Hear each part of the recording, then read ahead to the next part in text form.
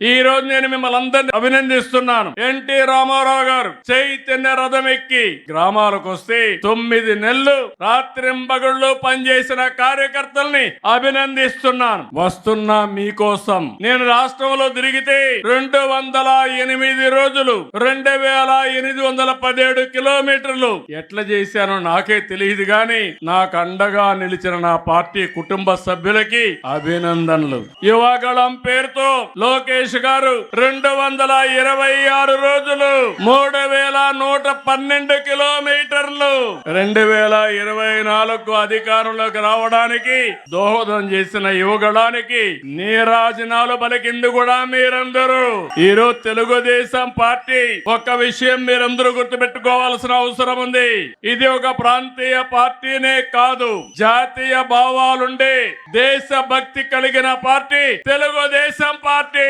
ఎవరికి అవకాశాలు రావు, మనకు అవకాశాలు వచ్చాయి. నేషనల్ ఫ్రంట్ ఏర్పాటు చేసి ప్రత్యామ్నాయ గవర్నమెంట్ ఏర్పాటు చేసిన వ్యక్తి నందమూరి తారక రామారావు గారు. యునైటెడ్ ఫ్రంట్ ఏర్పాటు చేసిన పార్టీ తెలుగుదేశం పార్టీ. 2 గవర్నమెంట్ లో మీరు ఒకసారి చూస్తే ఎన్డీఏ 1 and 2 గాని వాజ్పేయి గారి పీరియడ్ లో, మళ్ళీ ఈ రోజు కూడా కేంద్రంలో కీలక పాత్ర పోషించే పార్టీ తెలుగుదేశం పార్టీ. దేశంలో ఎవరికి దక్కని అవకాశం పార్లమెంట్ లో ప్రధాన ప్రతిపక్షంగా పనిచేసిన పార్టీ తెలుగుదేశం పార్టీ అని చెప్పి నేను మీకు తెలియజేస్తున్నా.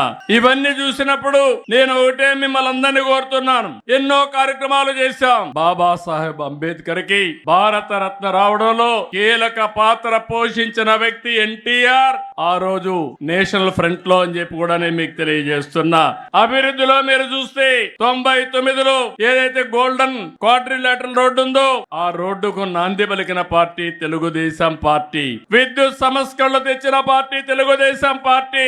ఇన్ఫ్రాస్ట్రక్చర్ లో మీరు చూస్తే అనేక సంస్కరణలకు నాంది పలికాం. ఈ రోజు సంపద వచ్చిందంటే ఆ సంపద రావడానికి ముందు చూపుతో పనిచేసిన పార్టీ తెలుగుదేశం పార్టీ అని చెప్పి నేను మీకు తెలియజేస్తున్నా. ఒక సంస్కరణ కాదు, విద్యా సంస్కరణ తీసుకొచ్చాం. నేను ఎప్పుడూ ఒకటే ప్రగాఢంగా భావిస్తాను. ప్రభుత్వం వల్ల, ప్రభుత్వ విధానాల వల్ల జీవితాలు మారతాయి. అదే ప్రభుత్వ విధానాల వల్ల, ప్రభుత్వ పనితనం వల్ల ప్రజల జీవితాలు నాశనం అవుతాయి. ఈ విషయం మీరు గుర్తుపెట్టుకోవాల్సిన అవసరం ఉంది.